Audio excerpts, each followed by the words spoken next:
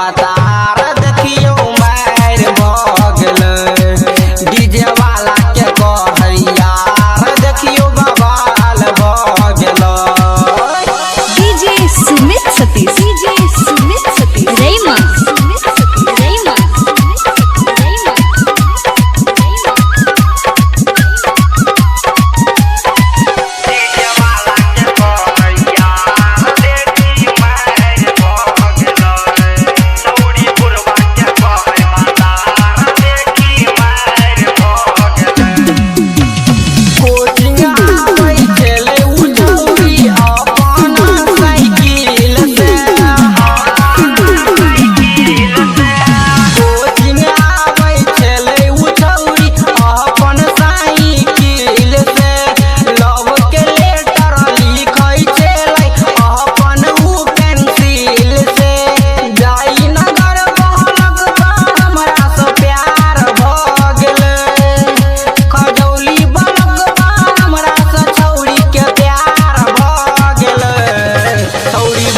के कहे बतार देखी मार भगल डीजे वाला के कहे यार देखी मार भगल।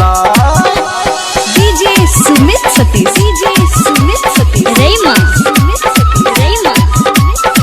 अखन अहाँ सब सुनि रहल छी मधुबनी से संगम सहेली की शानदार प्रस्तुति।